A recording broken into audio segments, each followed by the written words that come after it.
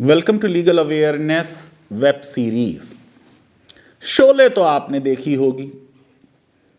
धर्मेंद्र और अमिताभ बच्चन बसंती के तांगे में बैठकर स्टेशन से उतरने के बाद जा रहे हैं और बसंती बहुत बोल रही है और बाद में वो कहती है कि तुमने हमारा नाम तो पूछा नहीं।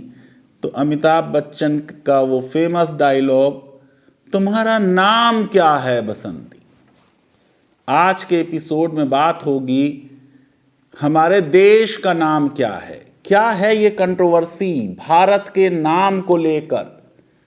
केंद्र सरकार को क्या कहना चाहिए। वैसे तो विलियम शेक्सपियर ने कहा है, after all what is there in the name. पर बीजेपी के लिए नाम बड़ा महत्वपूर्ण होता है। इलाहाबाद का नाम बदल के प्रयागराज रख दिया। हैदराबाद का नाम बदलने के लिए प्रॉमिस किया था जो लोकल बॉडीज़ के इलेक्शन हुए उसमें, लेकिन जीत हासिल ना हो सकी। और कितने शहरों के नाम बदल दिए, मुगल सराय का नाम बदल दिया। लॉ क्या है? गेम ऑफ वर्ड्स, शब्दों का खेल है लॉ। क्या चीज इंटरप्रेट करती हैं कोर्ट्स लॉ में? शब्द। तो शब्द इंपॉर्टेंट है, नाम इंपॉर्टेंट है। वैसे तो कहते हैं कि call a spade a spade, पर जमाना बदल गया है। सच बोलना ममनू हो गया है। पोस्ट ट्रुथ एरा में हम रह रहे हैं। तमिलनाडु के नए चीफ मिनिस्टर ने केंद्र सरकार को यूनियन गवर्नमेंट कह दिया। इस पे हंगामा है। बीजेपी के प्रेसिडेंट एल मुरुगन ने कहा यह अंबेडकर की बेइज्जती है। मुरुगन ने कहा यह बात सही नहीं है कि कोई नए शब्दों का आविष्कार किया जाए। संविधान क्या कहता है इस पे? संविधान ने देश को क्या नाम दिया है? कानूनन हिंदुस्तान का नाम क्या है? शब्द हिंदुस्तान संविधान में नहीं है। आर्टिकल 1 कहता है India that is Bharat shall be a union of states. शब्दों के नाम और शब्दों के मीनिंग भी बदलने के जमाने में हम रहते हैं। अभी जो एनसीटी एक्ट में अमेंडमेंट दिल्ली में हुआ, कह दिया गया कि LG means government of NCT. नाम बदल दो, शब्दों के अर्थ बदल दो, यह जमाना है। इसलिए हमारे व्यूअर्स ने कहा कि ये जो आपने क्या कश्मीर के बाद कश्मीर का एक्सपेरिमेंट बंगाल में दोहराया जाएगा, बंगाल का तीसरा विभाजन होगा, उसमें जो बात संविधान सभा में हुई, किसी ने कहा कि भारत को कहना चाहिए कि India that is Bharat shall be a United states of India. कि ये स्टैलिन कंट्रोवर्सी पर भी सर कुछ बताइए, क्या संविधान कहता है, क्या कानून कहता है। तो मैं अपने व्यूअर्स की इस फरमाइश पे आज का ये वीडियो बना रहा हूं। देखिए, तमिल में यूनियन गवर्नमेंट को कहते हैं ओंद्रिया अरासू और सेंट्रल गवर्नमेंट को कहते हैं मथिया अरासू। अब बेसिकली तो ये बात कोई इलीगल नहीं है कि सेंट्रल गवर्नमेंट को यूनियन गवर्नमेंट कह दिया जाए, लेकिन हंगामा है बरपा। तमिलनाडु के नए चीफ मिनिस्टर कहते हैं कि यूनियन ऑफ स्टेट्स सही शब्द है। यह देश की जो फेडरल स्पिरिट है उसको शो करता है। इसमें कोई सेसेशन इन्वॉल्व नहीं है, कोई इसमें एंटी नेशनल चीज नहीं है। संविधान में अगर आप देखेंगे तो आप पाएंगे कि शब्द यूनियन बार बार आ रहा है। आर्टिकल 1 में कहा गया India that is Bharat shall be union of states. Part 1 का टाइटल है संविधान में the union and it's territory. Union territory केंद्र की टेरिटरी है, यूनियन की टेरिटरी है। स्टेट्स की टेरिटरी जो है वो यूनियन की टेरिटरी नहीं है। समझ जाइए कि कश्मीर के लोग क्यों कह रहे हैं कि पहले राज्य का दर्जा वापस करो, उसके बाद चुनाव होगा। पार्ट 5 में चले जाएं संविधान के, संविधान ने क्या टाइटल दिया है उसका, द यूनियन। आर्टिकल 52 ने क्या कहा है, एक प्रेसिडेंट होगा।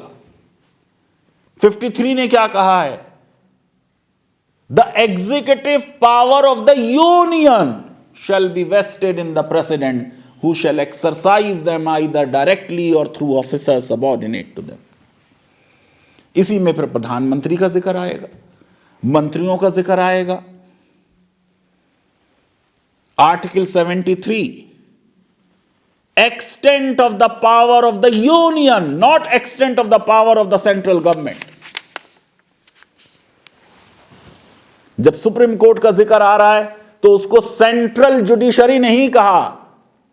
चैप्टर 4 कह रहा है यूनियन जुडिशरी। सर्विसेज का जिक्र आ रहा है, चैप्टर 14 में तो कहा जा रहा है सर्विसेज अंडर यूनियन।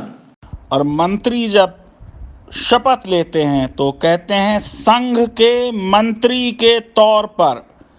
कुछ नासमझों ने उस संघ को संघ परिवार समझा। वो संघ है यूनियन, ना कि सेंट्रल गवर्नमेंट। और संघ में एक नहीं है, सब मिलकर हैं संघ। तो ये शब्द सेंट्रल की हकीकत क्या है? हकीकत यह है कि सेंट्रल लॉज का जिक्र 2 बार 2 आर्टिकल्स में संविधान के आया। आर्टिकल 131A में 42nd अमेंडमेंट से 1976 में अमेंडमेंट ने कहा कि सुप्रीम कोर्ट को ज्यूरिसडिक्शन नहीं होगा सेंट्रल लॉ की वैलिडिटी को एग्जामिन करने का। अभी 226A इसी 42nd अमेंडमेंट 1976 ने इंसर्ट करके कहा हाई कोर्ट को ज्यूरिसडिक्शन नहीं होगा संवैधानिकता एग्जामिन करने की किसी सेंट्रल लॉ की। इमरजेंसी के ये लॉज थे। 44th अमेंडमेंट ने आके इनको हटा दिया। एक्सप्रेशन सेंट्रल गवर्नमेंट बहुत कम आया है संविधान में। 44th अमेंडमेंट में कि ये अमेंडमेंट नोटिफाई होगा उस डेट से जो सेंट्रल गवर्नमेंट नोटिफाई करेगी। 88th अमेंडमेंट सर्विसेज टैक्स से रिलेटेड है कि ये उस दिन इनफोर्स होगा जो सेंट्रल गवर्नमेंट नोटिफाई करेगी। लेकिन आपको मालूम है कि ये अमेंडमेंट में दिया होता है, ये संविधान में जब उसको अमेंडमेंट को इंसर्ट करते हैं तो ये बात नहीं आती है। 100वां अमेंडमेंट 2015 का, बांग्लादेश को हमने कुछ अपनी टेरिटरीज दे दी, कुछ उनकी ले ली। किस दिन से ये लेन देन होगा? Appointed day shall be determined by the central government.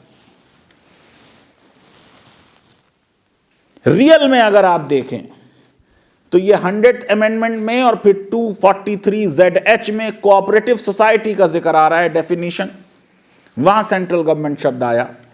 243ZR में मल्टी स्टेट कोऑपरेटिव सोसाइटीज का जिक्र आया और वहां कहा स्टेट गवर्नमेंट और state act shall be construed as parliament and central government. क्या चीज निकल के आती है कि संविधान निर्माताओं ने सेंट्रल गवर्नमेंट शब्द का इस्तेमाल नहीं किया।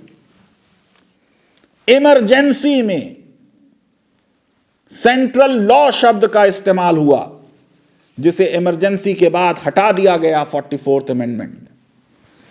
मुझे मालूम है कि आरएसएस की पोजीशन यह है कि पूरा देश कश्मीर से कन्याकुमारी तक एक है और स्टेट्स एडमिनिस्ट्रेटिव यूनिट्स हैं, लेकिन एडमिनिस्ट्रेटिव यूनिट्स का मतलब वो नहीं कि वो सबऑर्डिनेट हैं सेंटर के।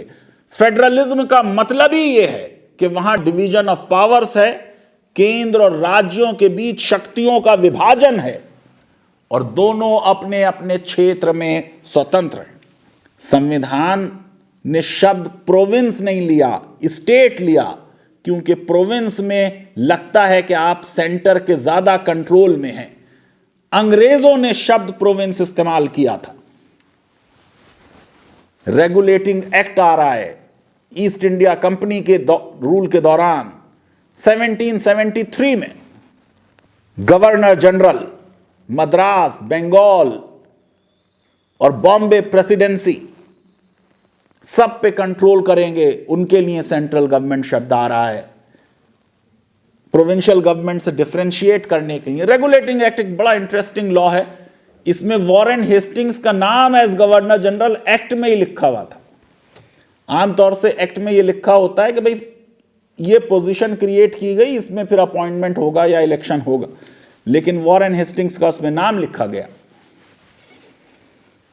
Government of India act 1919 dyarchy at provinces, dyarchy at centre का कंसेप्ट लेके आया। ट्रांसफर्ड और रिजर्व्ड सब्जेक्ट्स का कंसेप्ट लेके आया। थोड़ी थोड़ी अब ऑटोनॉमी देनी शुरू हो गई थी, सेल्फ गवर्नमेंट की इब्तिदा हो गई थी।